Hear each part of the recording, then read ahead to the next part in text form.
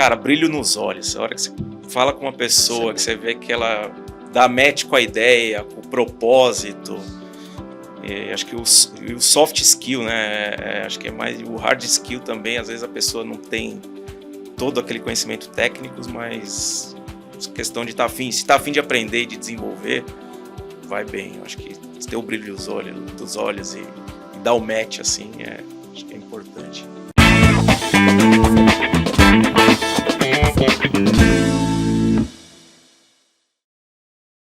Bom, sejam bem-vindos aí a mais um episódio do NS TechCast, nosso espaço para falar de logística, de experiência e com profissionais que são referência na nossa área. Eu estou aqui comigo hoje com o Caio Reina, que é CEO da Hot Easy. Caio, obrigado pela tua presença aí. Obrigado. O Caio vai me ajudar aqui a conversar com um convidado nosso muito especial. Hoje a gente está recebendo aqui o César Borges, que é Country Operations Director da Cainiao, do grupo Alibaba. César, obrigado pela tua presença aí. Obrigado aí pelo convite, um prazer estar aqui com vocês. Legal. E aproveitando já, agora a gente está pedindo sempre para o convidado trazer um gift, né, César? Você trouxe esse mascote aí, conta um pouquinho. Dentro do grupo Alibaba, cada empresa é representada por um animal, né? E a Cainiao, ela é um passarinho, então a gente tem esse mascote aqui da empresa. Depois, se tiverem curiosidade, buscar na internet aí o Alibaba Azul, vocês conseguem ver cada empresa aí do grupo que ela tem um mascote que é um animal diferente. Bacana.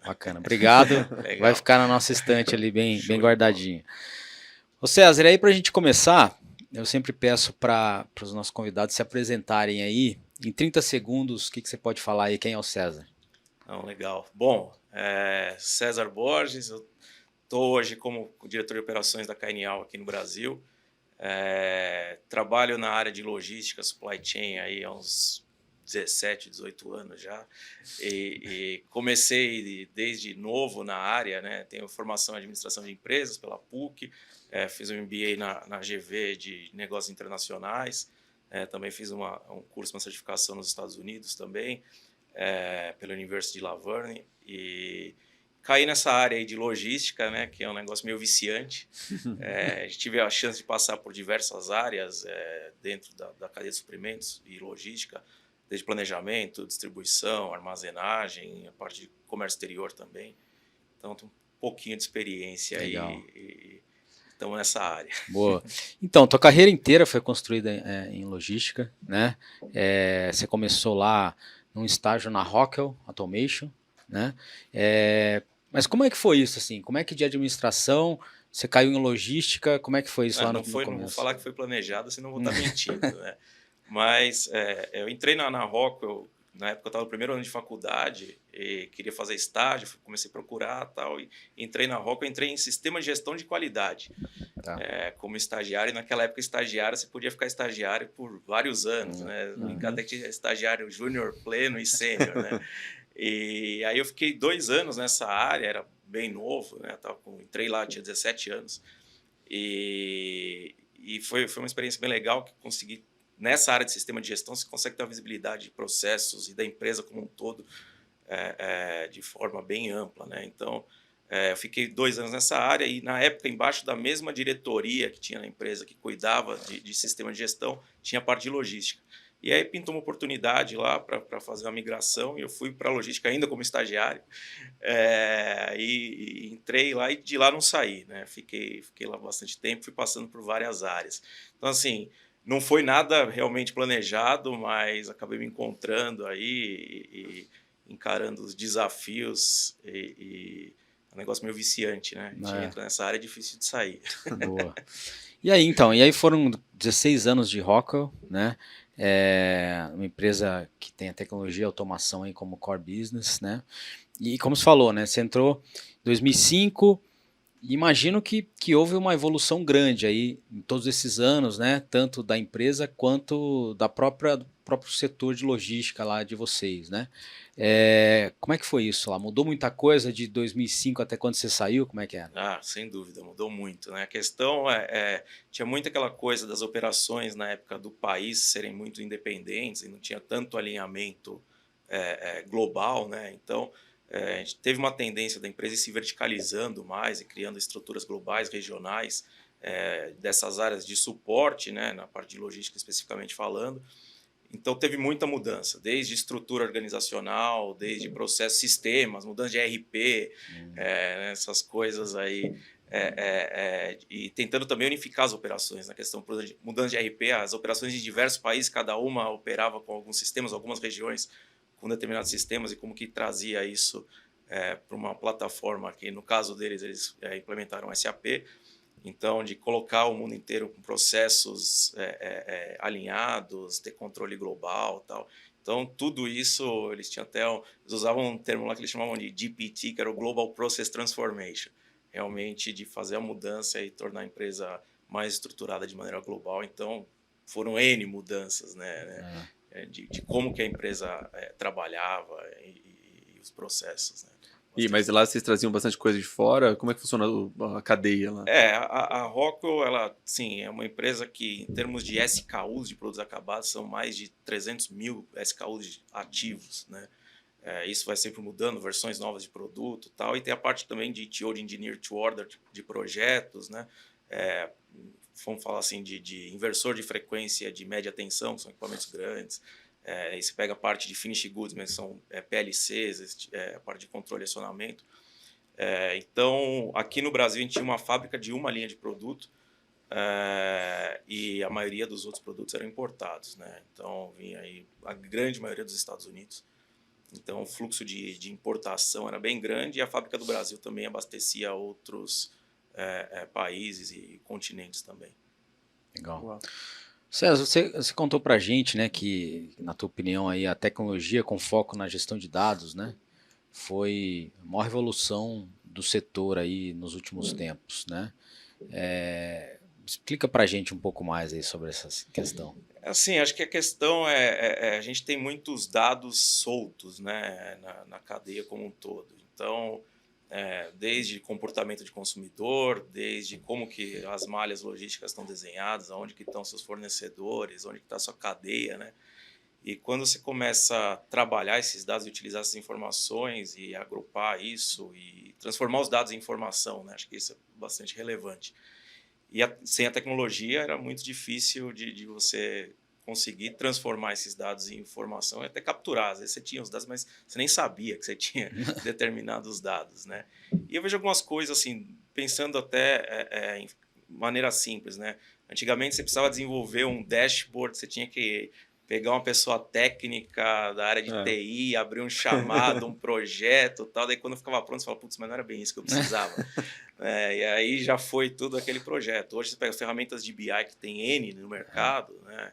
É muito mais fácil, você não precisa ser nenhum expert em dados, em tecnologia, para gerar visualizações mais amigáveis e transformar aqueles dados em informação. Acho que esse é um exemplo bem simples, né?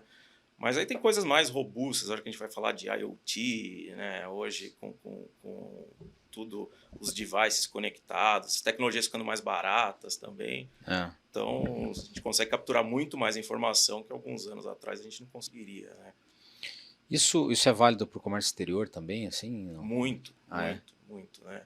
Acho que, né, bem clichê isso, mas se a gente falar depois da pandemia, então, isso foi muito mais valorizado, né? A questão de você ter previsibilidade ou ruptura na cadeia de abastecimento, né? Todo mundo trazia tudo da China e aí a China fechada. Então, onde que está a carga? Acho que um caso, assim, eu passei por isso na época quando eu estava na Rockwell, cuidando das operações de transporte dos Estados Unidos e Canadá. No começo da pandemia, a gente teve os colapsos nos portos da Califórnia. Cara, a gente ficava assim, tive casos de 2, 3 meses que não conseguia encontrar um container no terminal. Cego total. Caraca. Então, assim, não, porque tem projeto, Pesadelo. Tem cliente esperando, e como é que você atende? Assim, não, mas precisa de uma previsão. Porque era muito ligado a projeto lá, né? Tinha tudo, tinha projeto e tinha linha de produção de fábrica também, né? Então você tem todo um planejamento de produção de fábrica e os determinados componentes que você precisa estão parados no porto. Só que normalmente você fala, não, a previsão, o processo, né? Tantos dias ou tantas semanas a gente vai conseguir. No auge ali do colapso do negócio, né? Filas quilométricas para retirada de container dos portos nos Estados Unidos e Cara, com exceção da importação e de supply chain, que acho que deve ser basicamente as duas coisas parecidas que você tinha nesses dois mundos, de operação AliExpress, que é uma operação que eu imagino que é completamente diferente da Rockwell. Sim. E aí você falou assim, pô, eu precisava é importante transformar dados em informação, né? O que você olhava lá e o que você olha aqui de diferente, que você teve que mudar um pouco assim, a sua percepção de indicadores e tal, que é importante aqui, né? Acho que no B2B, primeiro assim, a indústria está muito mais acostumada, em linhas gerais, a aceitar determinados atrasos, né, reprogramações. O consumidor final, não. Né, você atrasa horas um pacote, o cara já reclama, vai na internet, rede social. Grátis ainda, hein? Exatamente. Imagina se estivesse pagando. Né? Então, acho que isso é bem distinto, né? Mas, por outro lado, eu vejo também um movimento contrário, porque tem muita coisa. Você fala assim, um frete, né, de empresa B2B, o valor de frete em si de uma transação, de um processo, né, como um todo, ele é muito mais alto do que um envelope que você está mandando, uma capinha de celular. Né? Só que você fala, como você consegue dar visibilidade para um frete que é bem mais barato e você não consegue dar visibilidade para um frete que é mais caro? Né? Acho que tem uma tendência de assim, abrir algumas caixas aí no B2B também e utilizar essas boas práticas do B2C para dar mais visibilidade para a indústria de maneira geral. Então, acho que sim, é diferente, mas conceitualmente, cara, você tirar uma carga do ponto A para o ponto B é a mesma coisa. É a mesma coisa. Mas essa questão de o B2C puxar uma espécie de mindset assim, de visibilidade, né? Ele ter puxado o B2B é verdade, a gente vê isso lá também. Uma série de pedidos que não existia antes, né? Porque muitas vezes o transporte no B2B ele era considerado uma linha de custo, né? Pô, você vendeu, agora tem que entregar. Né? Agora não, no B2C ele é diferencial competitivo, né? Ele passa a ser sexy, né? No B2C. E no B2B também. Você vê uma série de empresas já se estruturando para dar um nível de qualidade melhor no serviço de entrega para poder engajar cliente. Né? Poder fazer recompra. Você vê todas as rupturas que houveram, né, em função da pandemia. Você fala assim, não, tinha um planejamento. Eu sabia que a carga ia chegar mais ou menos naquele dia, mas se ela chega 3 dias antes ou 3 dias depois, não faz tanta diferença no meu planejamento. E aí, quando começou a perder toda essa previsibilidade, né, e assim, não adianta você olhar, vamos olhar com o que aconteceu antes para prever o futuro. Não dá. Né? Fazer o forecast com base no passado já não dava mais, porque aquele tipo de passado não existia mais. Né? Então, é uma mudança de mindset, mas eu lembro de a gente conversar assim, não, porque a gente precisa desenvolver uma API com esse transportador ou com esse outro cara. Não, mas é muito caro, cada pipe de conexão custa tanto e não sei o que, essa conta não fecha. Mas para o B2C é muito mais natural, né? Acho que hoje tem maneiras muito mais baratas e mais ágeis de implementar esse tipo de coisa. Legal. Ô César, em 2021, né, você se tornou aí diretor de operações da Canial no Brasil e do grupo Alibaba. E aí a gente está falando, né, Canial, Alibaba, enfim, talvez o pessoal ainda não tenha conectado isso. Explica para a gente um pouquinho desse cenário aí. Não, legal. A Canial é uma empresa que ela foi fundada em 2013 é uma iniciativa do grupo Alibaba. Naquela época a China estava num boom de e-commerce e a infraestrutura logística que existia não suportava a demanda. Então, o grupo Alibaba se juntou com mais ou menos 8 outras empresas de logística da região ali para trazer tecnologia do grupo, né, das empresas do grupo, para desenvolver soluções de dados e inteligência logística. Essa era a grande ideia, né, no começo. Então, por que a gente não consegue entregar, ou como que a gente consegue entregar isso de maneira melhor, onde que a gente tem que armazenar, utilizar essas informações, os dados que a gente estava falando, para desenvolver uma cadeia de suprimento mais inteligente. Só que com o passar do tempo, e isso a gente está falando de pouco tempo, né, a empresa faz 10 anos esse ano, eles começaram a ver, mas para ter essa solução, não tem ninguém que faz ou da maneira que a gente precisaria, ou que a gente enxerga que é a melhor maneira. Então, vamos fazer por nós. E o negócio começou a crescer, né? Então, era para ser só digamos que uma plataforma, um sistema, né? Para fazer toda essa inteligência. E acabou se tornando um operador logístico com soluções de tudo quanto é tipo. Né? Então, seja de transporte, doméstico, expresso, B2B, B2C, armazenagem, a parte de cross-border também é bastante forte.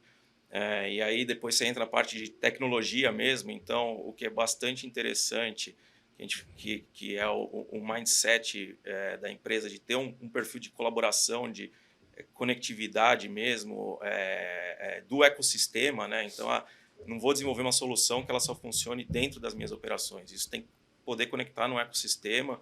Então, hoje a gente tem centenas, se não milhares de APIs públicas para diversas soluções, desde frete de última milha até desembaraço aduaneiro. Então, o negócio ficou muito grande, né? E o que assim, muita gente nem imagina, e para mim também foi uma surpresa quando eu fiquei sabendo disso, hoje 73% do faturamento da KNL já vem de fora do ecossistema de Alibaba. Nossa. Então, eu imaginava que fosse o oposto, né? E aí a gente começa a entender, mas a hora que você monta toda essa infraestrutura, seja de dados, ou seja realmente estrutura física, operacional, para as plataformas, né? Porque a ideia era suportar as plataformas de e-commerce, sejam B2B, B2C, Alibaba.com, Tmall, Taobao, o AliExpress, né? Que está aqui no Brasil, e outras plataformas com serviços logísticos. Então, você tem que atender tudo isso numa grande escala. Você vai montando malha, né? E capilaridade e não necessariamente você está utilizando tudo aquilo que você tem, né? Então, mas assim, todas as empresas que você falou do grupo Alibaba, inclusive AliExpress e outras, representa 67%, né? Não, elas hoje 73 é fora. Fora. Ah, 73 é fora? 73 é fora. Caraca. É o contrário. Quem que é o cliente típico, assim, então, que está fora do Cara, tem ecossistema? de tudo. Você pegar big players, assim, Nestlé, Unilever, Procter & Gamble, a gente tem projetos, a gente teve um anúncio recente aí de um armazém da Nestlé que a gente está tocando uma solução para eles. E aí tem bastante coisa de solução de omnichannel, né? A gente tem uma divisão que a gente chama de Manufacturer to Consumer, que basicamente são os estoques mesmo das empresas para atender o consumidor, né? E esse tipo de categoria de produtos de FMCG, né? O cara tem que ter estoques em vários locais dentro da China, isso está muito bem estruturado, obviamente. Então, tem 10 anos, né? 10 anos, cara, tudo isso. Tudo isso. A velocidade dos caras lá é diferenciada.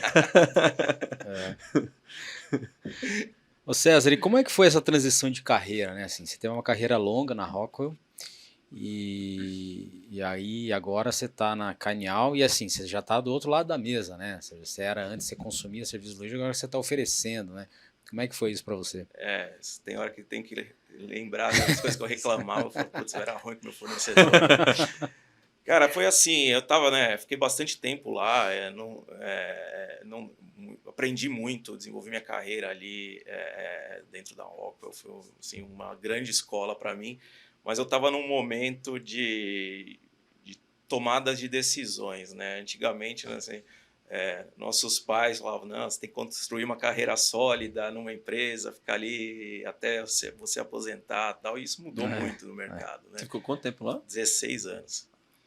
E aí eu estava num momento que eu falei, putz, ou eu fico aqui mesmo para sempre, ou eu faço uma mudança, né? E talvez quanto antes eu arriscar, melhor, né? Se não der certo, pelo menos dá para dar alguns passos para trás aí e se reorganizar. E aí eu tinha muito na minha cabeça que se eu fosse sair de lá, eu queria ir para um ambiente B2C. Né, poderia ser uma indústria mesmo, mas com uma pegada mais B2C, ou um operador. Né? E surgiu essa oportunidade. Quando eu estava buscando vagas, achei essa posição. Aí nem conhecia a KNL na época também, né? Fui entender o que era o negócio. E foi rolando. Né? E foi um período bem interessante, porque a gente começou a conversar. Foi no começo de 2020, que eu comecei a conversar com o pessoal da KNL, que eles tinham o plano de abertura das operações no Brasil e tal. E, obviamente, naquela época ainda era o começo da pandemia, né? E não tinha...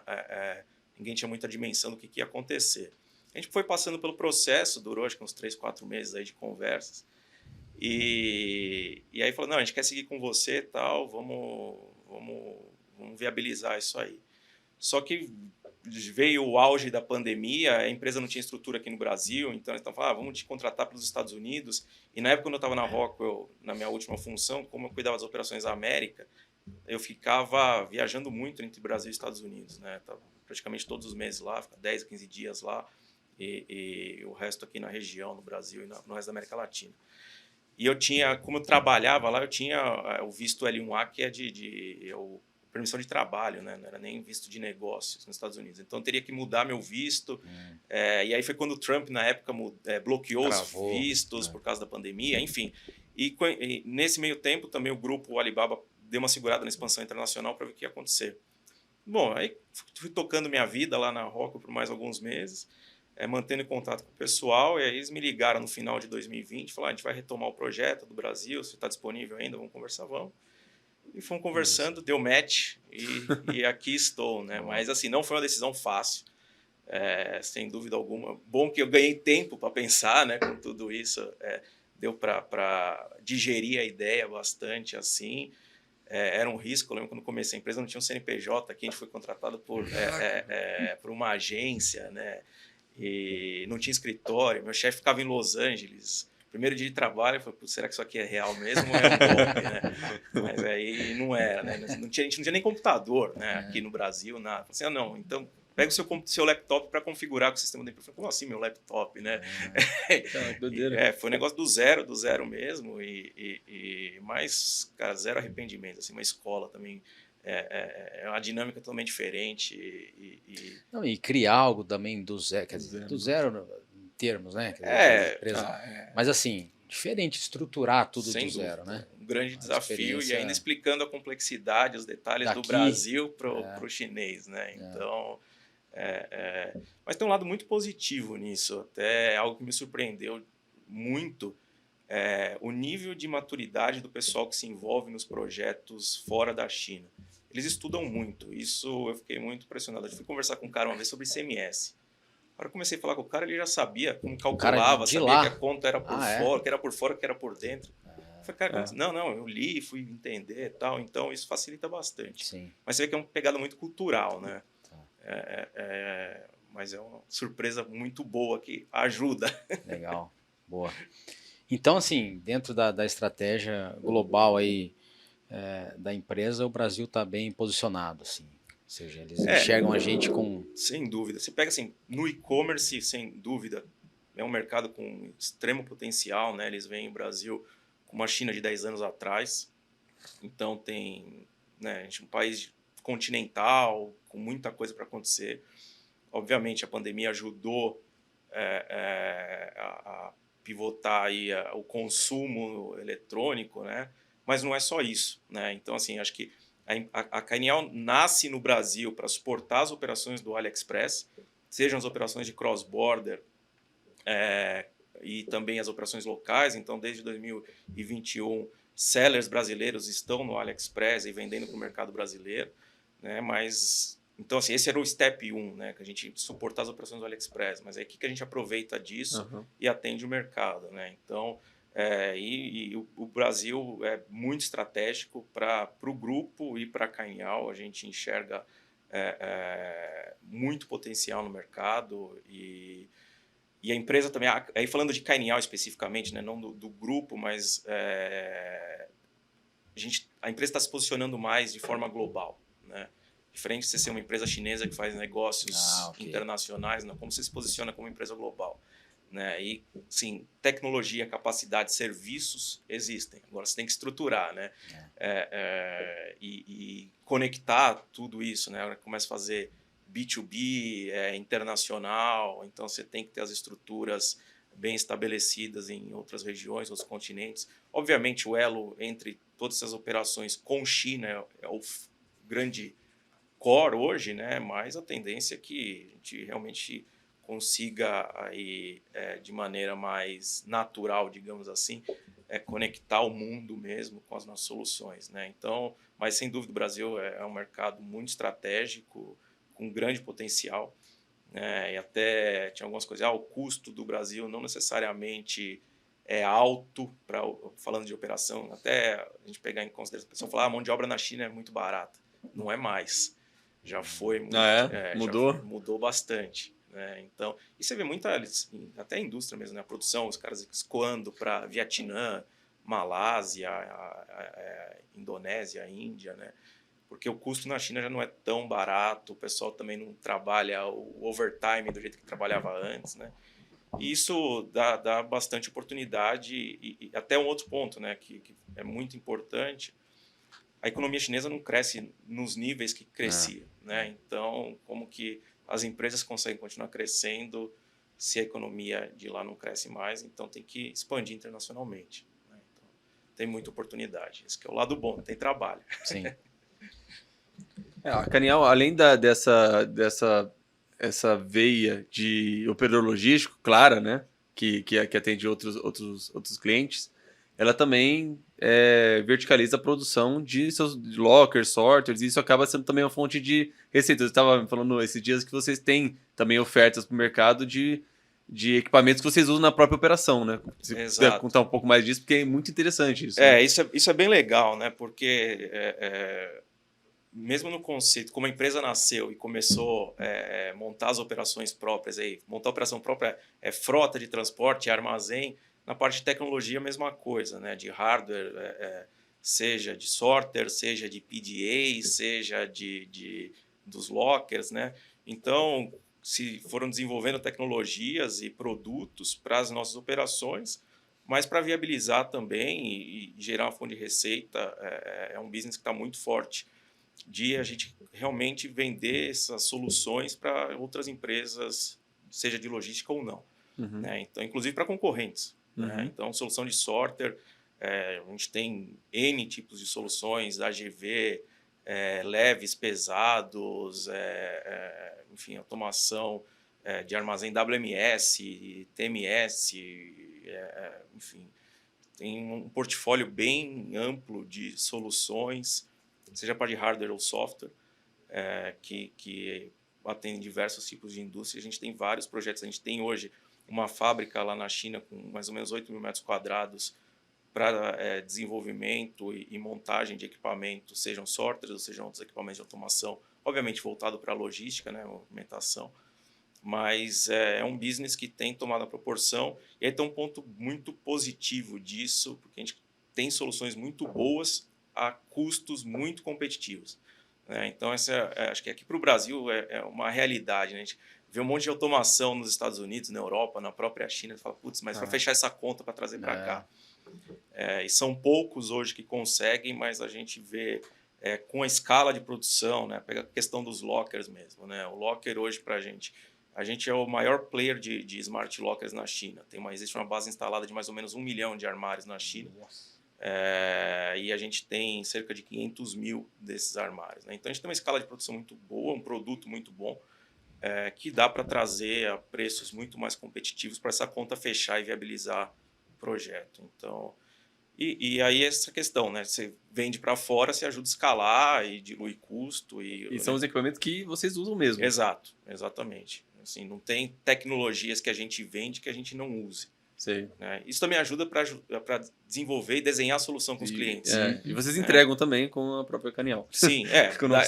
É o one-stop shop. Né? Então, você faz o design, você faz o frete, você faz o desembaraço, você faz a instalação, comissionamento, dá assistência técnica depois, dá para fazer a solução completa. Né? Boa. Bacana.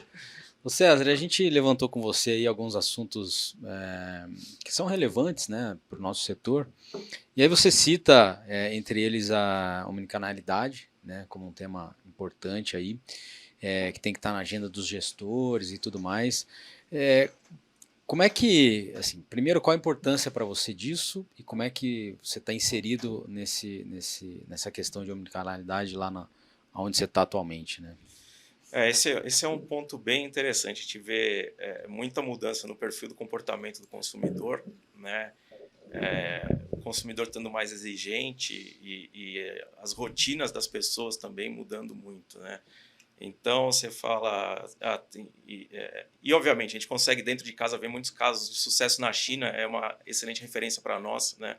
Então, você pega, por exemplo, a gente tem lá uma rede de supermercados Smart, né? Que chama o Free Ship, que o cara consegue ir no mercado, escanear um QR Code ali de um produto que é natural, né? O free shipper de produtos fresh, né? Frescos, então seja peixe, seja fruta, carne, etc.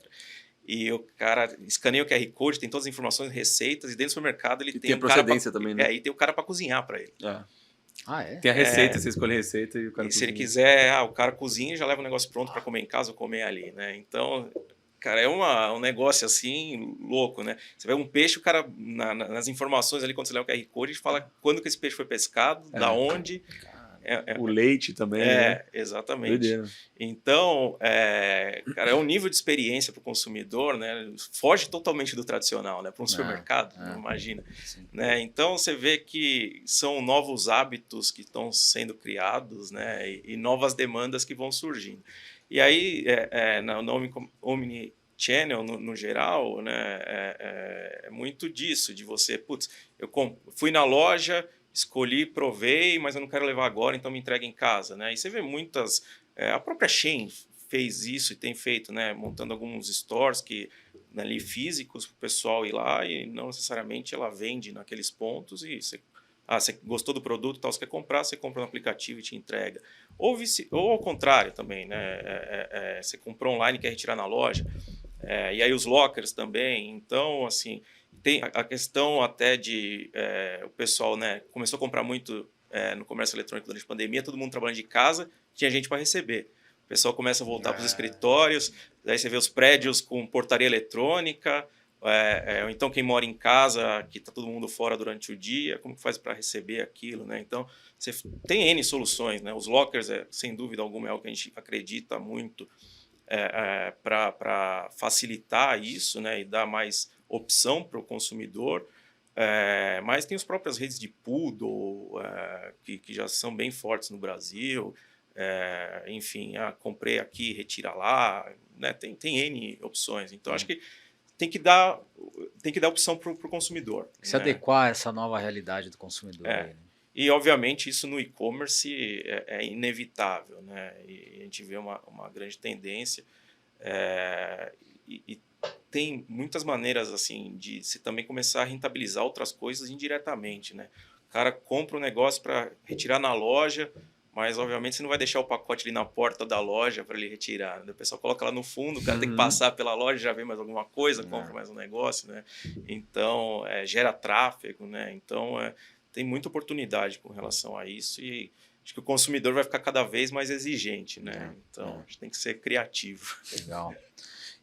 Sobre a última milha também, né? Você comentou de ser um ponto importante aí. Você já falou dos lockers aí, talvez como uma solução, né? Mas tem alguma outra experiência que você viu na China e que poderia ser replicada aqui no Brasil, uma coisa assim? Não? Tem algumas coisas, até estava conversando com o Caio com relação à roteirização, acho que, né, tem muito desafio. Ferramentas, aí você pega qualidade de dados, né, de endereço, você vê muito problema de entrega, de falha de entrega, porque é o endereço incompleto, ou, né, você pega cidades assim que não necessariamente você fosse colocar ali pelo Waze, que fosse, ou pelo Google, ou qualquer ferramenta que esteja utilizando ali, esse número é num lugar da rua, mas na verdade ele é outro, totalmente oposto, né? Então, como que você vai trazendo isso? Como você traz tecnologia para corrigir isso, né? Então, a gente tem algumas soluções que hoje não estão implementadas ainda no Brasil, mas isso já roda muito bem na China, de inteligências para ir corrigindo esse tipo de coisa, entendendo, né? E aí você entra no ecossistema colaborativo, porque eu entreguei, fui fazer uma entrega na tua casa, cheguei lá, o endereço que faltava uma informação, ou era insuficiente e tal, mas de alguma maneira eu consegui te contatar, corrigimos, você me passou a instrução correta, consegui entregar. Por que eu já não corrijo o banco de dados e torno essa informação já? O meu parceiro que amanhã vai entregar para você, ele já poderia saber que a chance dele não conseguir entregar é muito grande e conseguir corrigir isso, né? E trabalhar de maneira colaborativa. Né? A gente vê diversas plataformas ou players entregando para os mesmos consumidores e muitas vezes sofrendo exatamente o mesmo problema. Né? E aí todo mundo tendo custo extra, a experiência para o consumidor não é boa. né? Então, tem muita oportunidade colaborativa, isso para melhorar a última milha. Eu acho que esse é um ponto que eu vejo assim, muito crucial. Eu acho que a gente tem a questão também da simplificação, seja que na parte regulatória disso, né? Então, você vê muito motorista autônomo prestando serviço, e aí como que você também treina esse cara, né? Ter padrões mínimos, mas aí você também tem que ter uma equação de custo e nível de serviço, né? O consumidor, da mesma maneira que ele está mais exigente, ele quer pagar menos. Então, como que você faz esse balanceamento aí? Acho que é um dos grandes desafios que a gente tem na logística de última milha aqui no Brasil, e acho que não é algo exclusivo, mas aqui é pior. Você pega Estados Unidos, acho que é bem mais tranquilo, né? As ruas são mais organizadinhas, o cara deixa o pacote na porta da casa ali, né? Deixa um iPhone de $2.000 na porta do cara e vai ficar lá, ninguém vai roubar, né? Então, é uma área bem desafiadora aí, mas o que eu vejo assim, as dores dos players do mercado são muito similares, né? Então acho que como segmento, né, a gente precisa se unir mais e tratar esses problemas de maneira mais colaborativa. Quando a gente está falando de omnicanalidade, no supply chain tradicional, né, você tem uma cadeia linear, né? Então tem lá o polo produtor e vai escoando numa cadeia que ele é sempre mais ou menos igual até o varejo, e aí as pessoas vão lá comprando varejo, né, isso tradicionalmente, né? Quando a gente fala de last mile, e-commerce e omnicanalidade, você aumenta o leque de opções de entrega, né? Não só de entrega, mas também dos elos anteriores. Isso gera uma quantidade de variáveis no supply chain muito maior que tinha antes. Então, enquanto antes você tem uma cadeia linear que você consegue, ela é muito previsível e por isso consegue reduzir custo mais fácil, nessas cadeias novas de omnichannel, como você tem uma série de variáveis maior, é muito mais difícil você reduzir custo, porque fica maluco, né? Você tem mais grau de erro na cadeia. Então, isso que você está falando é importante, porque se a gente tivesse uma forma de colaborar a informação, todo mundo sai ganhando, né? Exatamente. Porque todo mundo tem o mesmo problema hoje. Você comentou a questão da endereço de entrega. Não sei como, mas isso, se alguém resolver esse problema, vai ser ótimo. Vai ser uma boa ideia de startup aí. Quem quiser começar uma startup com isso. Cara, assim, é muito importante você ter um endereço, principalmente no B2C, né? Que você tenha certeza, porque você reduz muito o insucesso de entrega, né? Quando você tem mais certeza do endereço, né? Assim, e tem outro ponto também que é bem interessante. Você ouve algumas pessoas falam assim, não necessariamente o cara quer receber aquilo hoje ou quer receber amanhã. Às vezes o cara se programa e fala assim, você falou que ia me entregar em 3 dias, você entregou em 2 e eu não tinha ninguém para receber. Agora você quer que eu vá retirar isso em tal lugar, né? Então eu falo, não, mas eu estava te entregando um negócio melhor. Mas eu não queria. Poderia existir uma base, né? Que nessa base tem o endereço que eu quero receber. Não na segunda-feira, mas na terça-feira pode ser outro. Isso e com o horário, e todo mundo tem acesso a essa base que queira entregar para mim. Olha que ideia boa. Então fica a dica aí. Todo mundo vai gostar dessa. Você vai pedir nenhuma porcentagem? Não, essa aí eu faço para me beneficiar também. Indiretamente vai ser bom para você. Né? Tá bom, legal. O César, e aí? Bom, Alibaba nasceu na China, todo mundo sabe, né? Mas assim, um país que em termos, pode se assemelhar um pouco ao Brasil em relação à sua magnitude aí, né? Existe algum tipo de semelhança que facilita a operação por aqui?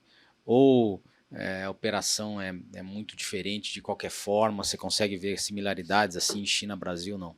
Cara, existem similaridades, mas também tem muita diferença, né? Acho que para as diferenças é mais fácil de pegar aí, mas você fala até a população muito mais acostumada com tecnologia, né, de utilizar aí os smartphones para fazer compras, é muito mais natural. Inclusive, a gente tem uma divisão na Cainiao que é o Cainiao Rural, que é para realmente oferecer serviços de entrega com qualidade de cidade grande para áreas remotas. Então, assim, esse é um negócio que eu vejo que tem uma baita oportunidade para o Brasil. Né? Como que a gente tem muitas áreas remotas, áreas de difícil acesso, que esse cara, né, vai comprar um produto, demora 20 dias para chegar para ele. Né? Então, existem essas soluções lá que eu acho que no futuro próximo, sem dúvida, a gente tem oportunidade de trazer para cá.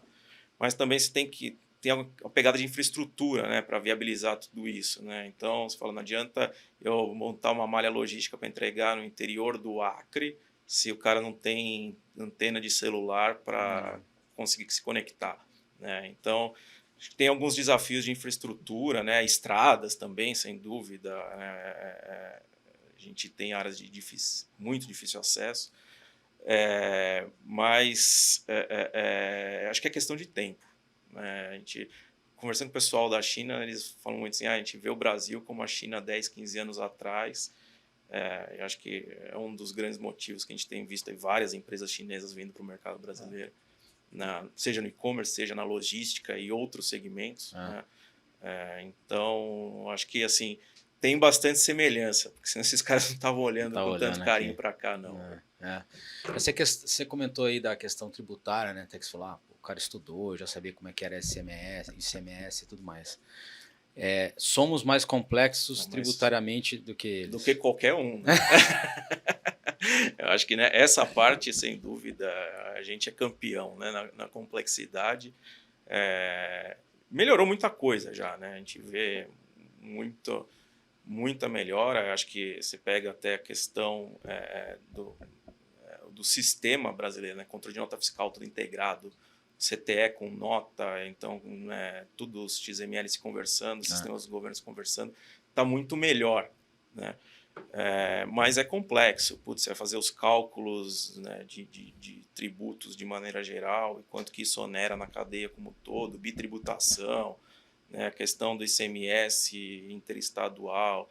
Aí a gente pega controle de barreira de estado no frete rodoviário, que hoje assim, é um negócio que realmente é um gargalo para qualquer transportador. Então, isso é bem mais difícil aqui no Brasil, né? Já tem... o brasileiro é bastante criativo em desenvolver soluções para isso, mas a gente está meio que remediando o problema e não necessariamente trabalhando na causa raiz, né? Só que muitos astros precisam se alinhar aí para resolver esses problemas. Acho que tem movimento, tem vontade, mas também tem muito interesse, né?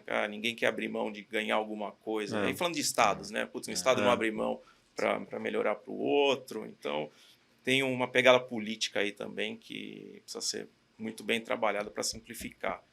Algumas empresas já estão estabelecidas em termos de malha logística de forma a otimizar a carga tributária da operação.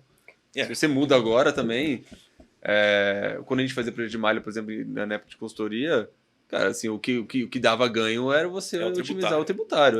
Muitas vezes você olhava no mapa, tinha umas linhas que não faziam sentido, assim, né, em termos de transporte. Mas você fala para qualquer gringo isso, que não faz no Brasil, nenhum, putz, por que você abriu um armazém em tal estado, mas se o mercado consumidor é totalmente... Não, porque a conta do tributo compensa todo offseta tudo, o gasto logístico, né? Isso é um absurdo, né? E aí você vai até para a pegada ESG, né?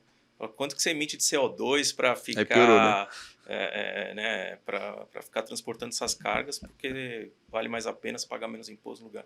Mas como o Caio falou, já existe todo um negócio montado, né? Então você fala, putz, se esse negócio mudar também, um monte de empresa vai ter que se reestruturar. Então, assim, é uma equação complicada aí de ser resolvida. Assim, não acho que vão resolver 100%, mas acho que tem muita coisa aí que dá para melhorar, dá para simplificar e o país ser mais competitivo.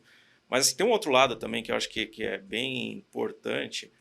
Você fala, putz, se fosse tudo simples, né, tudo flat no país inteiro, todos os estados, cara, será que a gente ia ter qualquer coisa desenvolvida em áreas mais remotas, que hoje, em função disso, tem? Né? Então, daí você fica pensando no social também, né? Porque o que isso gera de emprego em economias locais, regionais. Entendi. Então, é uma equação com bastante... muitas variáveis. Muitas variáveis. Né? É verdade. Legal.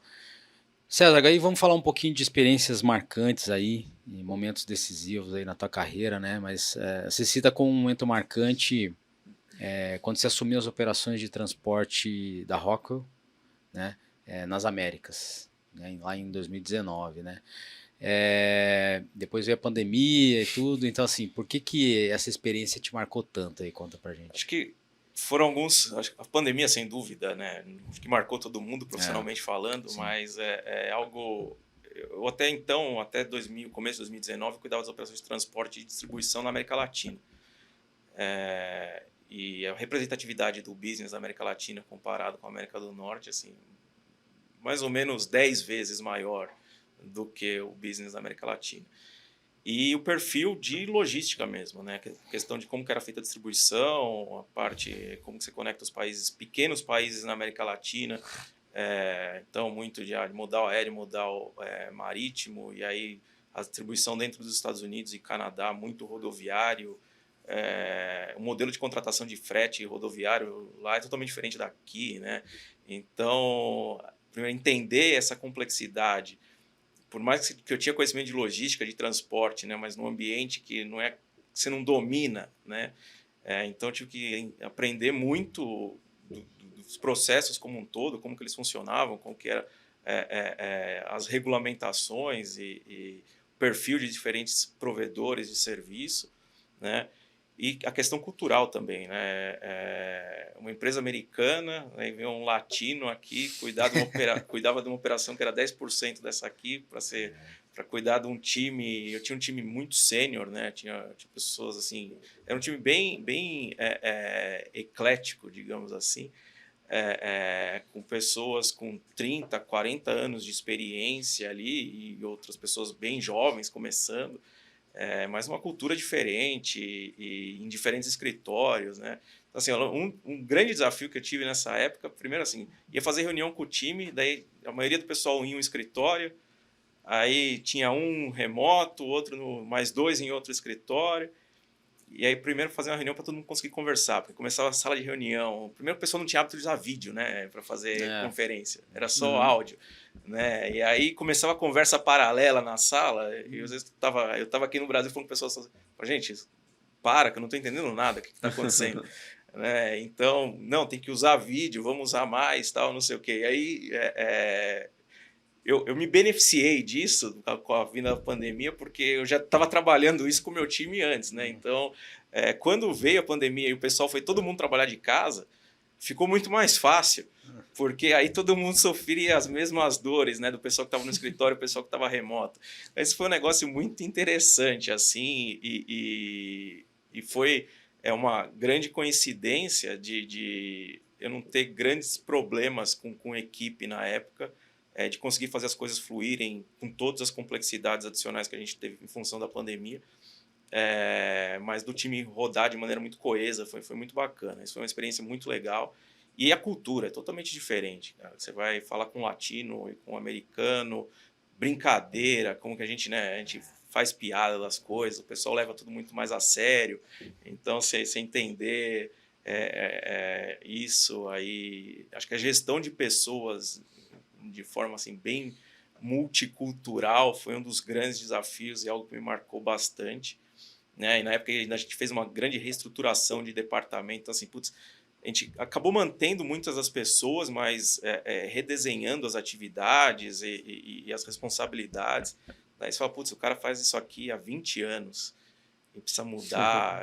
Tive uma funcionária no Canadá que era muito disso, né? Ela fazia um monte de coisa e ajudava outras áreas, e ela mudou de chefe 200 vezes. Então, assim, o trabalho dela só ela sabia, né? E aí, não, deixa eu entender, vamos, né, alinhar isso aqui, fazer um negócio, pensar de maneira mais estratégica e tal. E foi um baque para ela. Ela falou assim, não, mas eu tenho mais 3 anos, só vou me aposentar, por que você quer mudar minhas atividades agora? Não, mas...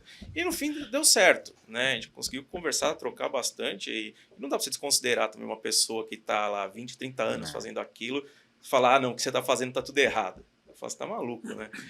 Mas como que você ajuda também e quebrar esses vieses aí e fazer um negócio diferente? Então, putz, em termos de experiência, um negócio que me marcou muito essa experiência, foi um negócio muito bacana de sair da zona de conforto, literalmente, viajava muito,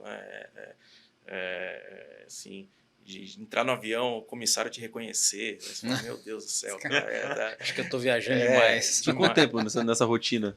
Cara, eu rodei muito a América Latina, então de 2017 para frente eu rodava muito a América Latina. Em termos de viagens, 2017 foi o meu recorde em termos de voo. Eu fiz acho que 120 voos em 2017. Mas era muito coisa mais rápida, né? Então era assim, pegava numa semana, ia para o Chile, Peru, Isso, cara. Colômbia, Brasil. Fazia. Pô, eu achei que você ia falar, pegava São Paulo, Não. Curitiba, Rio de É, não, Janeiro. outra coisa, Não. Não, então assim, isso foi bem legal que eu conheci lugares que obviamente eu não conheceria se eu tivesse, vou planejar uma viagem a turismo, né, para ir para Guatemala, cara. Muito pouco provável que eu fosse fazer isso, né? Então eu tive a chance de conhecer bastante coisa na América Latina.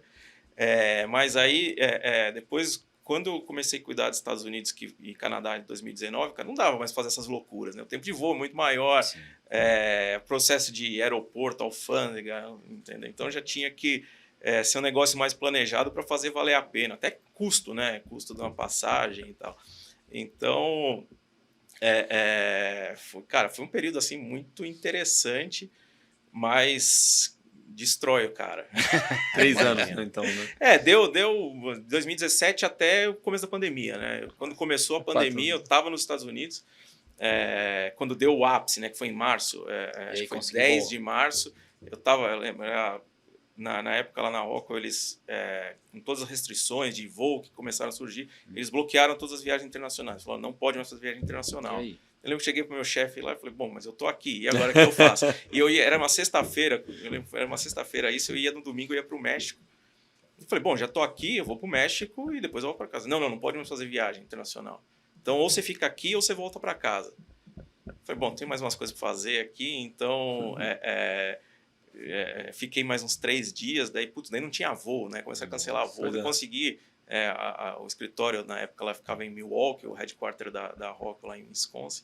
Consegui um voo por Boston e voltei para o Brasil, mas entrei no aeroporto, cara, entrei em O'Hare, assim, passei pela fila do TSA em 2 minutos. Falei, cara, não tinha ninguém no aeroporto. Você passou e sentiu o ventinho da porta fechando. Agora mais ninguém. Então, aí entrei no avião, metade com máscara, metade sem, você não sabia o que era aquele negócio. Né? Daí o cara espirrava, você fala, meu Deus do céu, o que eu faço? Né? Fica 1 minuto sem respirar. Mas foi um período, assim, uma loucura mesmo, mas, sim, tem prós e contras, mas, em termos de experiência, de aprender muita coisa, conhecer muita coisa diferente, tive muita oportunidade de visitar muito fornecedor lá fora também, entender operações, seja de fornecedores de produtos mesmo para a empresa, ou de operadores logísticos, transportadoras, entender uma dinâmica diferente. Foi bem enriquecedor, mas judia do cara um pouquinho. Ô César, e assim, algum conselho para quem está nos ouvindo aí, tá precisando tomar uma decisão difícil, sei lá, na carreira, mudar de empresa, enfim, o que você poderia dizer aí? Putz, que responsa, hein? Cara, acho que assim, o ser humano, ele tende a ficar na zona de conforto, né? Mas aí a gente pensa como que a gente tem sonhos, tem desejos, né? E como que você alcança esses sonhos, né? Fazendo tudo igual, da mesma maneira, e estando na zona de conforto, vai ser meio difícil, né? De você almejar e ter ambição para fazer coisas diferentes. Acho que, sim, tem que pensar, analisar diversos, seja fatores internos, externos, mas, assim, que para mim o que foi muito bom, que, assim, eu vou falar o que deu certo para mim, né? Eu tive, assim, mentores, ou até amigos com mais bagagem e experiência, né? Mais vividos do que eu tive a oportunidade de conversar e trocar muito, né? E essas pessoas me ajudarem. Falar, putz, mas o que você está buscando? Por que você mudaria? Por que você não quer ficar? Né? E colocar isso na balança. Quais que são os seus valores? O que você espera a médio e longo prazo? Né? Que tipo de fruto você quer colher dessa mudança ou de ficar? Né? Porque também não adianta, você vai, reclamo, estou infeliz, não é isso que eu gosto, não é isso que eu quero, mas daí você também não muda. Então, o que me ajudou muito foi trocar muito com pessoas com mais experiência, pessoas que tinham passado por mudanças e ouvir, né, e pensar, cara, é a listinha. Quais são os pontos positivos, quais são os negativos, quais são os riscos e você está a fim de tomar aquele risco ou não. Né?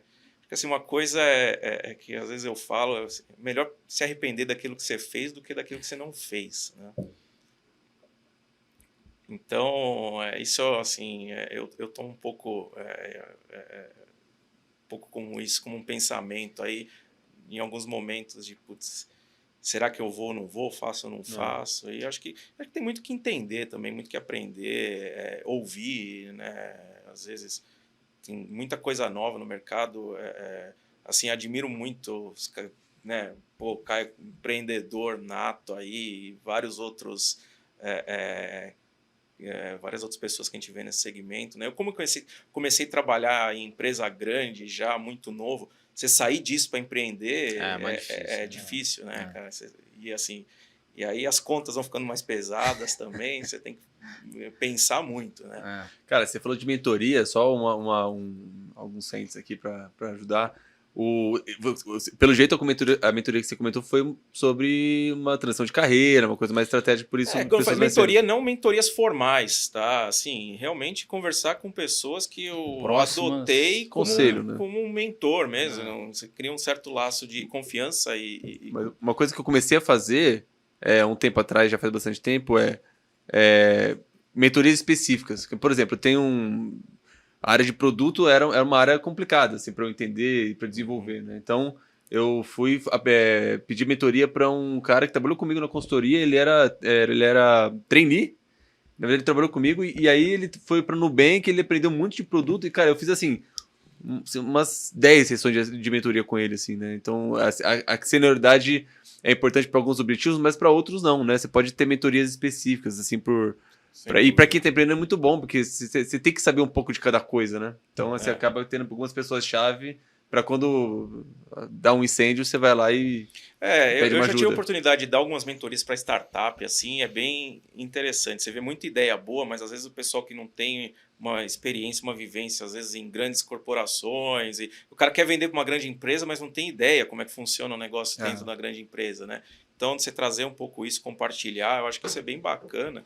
E a gente vê assim as gerações atuais empreendendo muito mais desde o começo, né? Muito mais na minha época de jovem, aí putz, você tem que trabalhar numa empresa grande, sólida, não sei o quê. E hoje é um pouco diferente.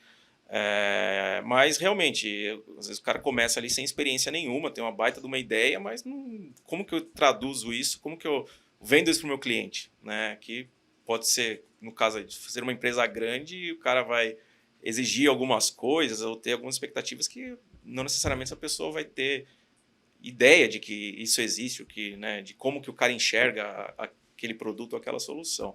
Então, acho que a troca é muito importante. E assim, como eu falei, eu já tive a oportunidade de dar algumas mentorias e é muito gratificante quando você vê que você consegue ajudar alguém. Cara, por um insight, às vezes é um negócio que pra gente é óbvio, natural, mas para a pessoa faz bastante diferença, né? Então acho que isso é bem legal. E eu, assim, da mesma forma também de falar com outras pessoas, né? Acho que eu assim, tenho umas pessoas no mercado, seja na parte de logística, seja gestão de pessoas, seja, enfim. É muito bom falar com pessoas com mais experiência e sempre tem alguma coisa diferente.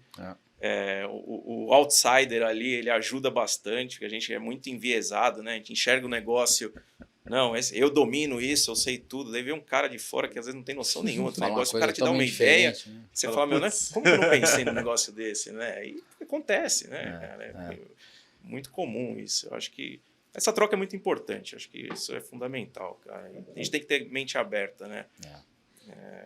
E a gente vê os sobreviventes aí, os mais antigos que sobrevivem, sejam empresas ou sejam profissionais, são aqueles que aceitaram, né, ouvir e realmente receber os feedbacks, que às vezes não é fácil, né? Você ouve algumas coisas que te dói. Dói.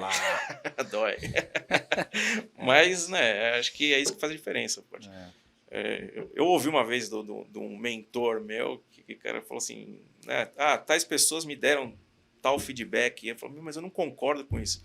O cara falou para mim, César, se foi quantas pessoas que te deram? Sei lá, 3, 4, 5 pessoas. Eu falei, cara... Tem um padrão aí, hein? Não deve ser à toa. Às vezes não é um negócio que você está fazendo, que você pensa, tal, mas alguma coisa, da maneira que você está agindo, que as pessoas têm uma interpretação que às vezes não é aquilo que você quer transmitir, né? Então, você tem que refletir o que você precisa mudar e fazer diferente para a pessoa não ter essa percepção de você, né? Cara, e eu encontrei, né? E você fala, putz, realmente faz sentido, né? Só que eu acho que esse negócio também é um exercício constante que a gente precisa fazer, né? Preciso fazer mais, inclusive. Boa. César, então esse é um momento final aí do nosso programa, que a gente quer bater uma bola aí, vou fazer algumas perguntas para você, tá? No nosso quadro aí, pensei e falei, vamos lá. Inovar ou renovar? Inovar. Conhecimento ou experiência? Conhecimento, né? Experiência a gente vai ganhando. Porque conhecimento também, né? Terceirizar ou primarizar a logística? Terceirizar. Não é o core, terceirizar. Se for com a Cainial, então melhor ainda. ES ou G? Putz. Vou no E. Ok. Meu maior obstáculo como profissional é? Cara, que pegada. Acho que, assim, gestão de conflitos, né? Seja de pessoas, de ideias, fazer a gestão de conflitos que existem, né? Sim. Objetivos, prioridades. Boa. Acho que esse é um grande obstáculo. Boa. Né? Mas a gente tem todo dia. O que você mais valoriza na hora de contratar alguém? Cara, brilho nos olhos. A hora que você fala com uma pessoa, que você vê que ela dá match com a ideia, com o propósito. Acho que o soft skill, né? Acho que é mais o hard skill também. Às vezes a pessoa não tem todo aquele conhecimento técnico, mas questão de estar afim. Se está afim de aprender e de desenvolver, vai bem. Eu acho que ter o brilho dos olhos e dar o match, assim, acho que é importante. Legal. Um profissional que te inspira? Pô, falar do Jack Ma, né, cara? Ele não tem como não falar. O cara, né? A história do cara é um negócio sensacional. Não é porque eu trabalho na empresa que ele fundou, mas é totalmente fora da curva. Né? Sim. Qual o maior déficit do setor de logística no Brasil?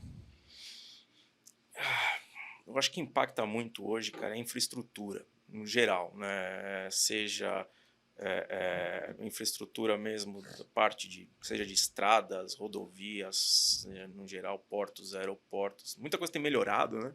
Mas ainda tem muito, acho que impacta muito no custo operacional, na complexidade. Acho que é um grande desafio. Ok. Como é que você vê a logística brasileira daqui a 10 anos? Não tem como não fazer um gancho do que a gente falou antes, né? Pô, o pessoal da China fala que 10 anos atrás era mais ou menos que nem era aqui. Então, se a gente chegar... Se tudo der certo... Pô, se a gente conseguir fazer, sei lá, 50% do que os caras fazem hoje, a gente vai ter um grande avanço, eu espero. Acho que tem muito, né, muita chance de dar certo. Tem ótimos profissionais, ótimas soluções. Acho que estamos no caminho. Legal. A gente tem uma pergunta de um outro convidado nosso para você. Então, vou fazer a pergunta para o próximo convidado ou convidada, querendo saber qual a relevância da agenda ESG na empresa que ele atua. Esse é um tema muito relevante e muito importante para todo mundo. Cara, a gente tem diversas iniciativas de ESG. Acho que assim, não tem como não levar isso em consideração, tirando... É um assunto que todo mundo fala, está na moda, mas acho que tem uma pegada que é importante. Como que a gente vai deixar, qual que é o legado que a gente vai deixar para o planeta? Né? Então, na parte seja ambiental, social, governança, a gente tem que deixar um legado, a gente tem que pensar nas próximas gerações, como que eles vão receber esse planeta da gente. E a gente tem diversas ações, algumas mais maduras, outras nem tanto, mas como Cainial e como Grupo Alibaba, a gente tem metas bem agressivas de ESG e aí está no core, assim, acho que não tem como fugir e não é nem por obrigação, acho que é por consciência também, é muito importante. Legal. E eu queria que você deixasse uma pergunta para um próximo convidado nosso. Putz, vamos lá. Bom, pensando no setor aqui, né, do perfil dos convidados, assim, o que você espera do seu fornecedor de serviços logísticos aí, né? Qual que é a sua perspectiva aí? Porque dependendo do cliente, eu já vou saber o que eu preciso fazer para bater na porta dele para vender alguma coisa. Legal, boa. Tá bom, então a gente vai encerrando por aqui. Caio, obrigado pela tua presença aí. Sempre. Muito bom ter você aí com a gente. Obrigado. Legal. César, muito obrigado pelo teu tempo, pela tua disposição, de compartilhar aí tuas experiências, ideias. Tenho certeza que o pessoal aproveitou bastante aí. Não, legal, que agradeço o convite, um prazer, um bate-papo foi super bacana. Sentar nessa cadeira aqui que já tiveram uns nomes de bastante peso aqui, é uma responsabilidade, mas contem comigo aí, acho que tem muita coisa para acontecer, foi um prazer bater esse papo com vocês, estamos às ordens aí. Legal, valeu. Legal. Valeu, É isso, pessoal, a gente vai encerrando mais um episódio do NS TechCast. Obrigado pela presença de todos, a companhia aí, espero que vocês tenham aproveitado. Lembrando também que a gente está no YouTube, nas principais plataformas aí de áudio. E é isso, a gente encontra vocês aí no próximo episódio. Até!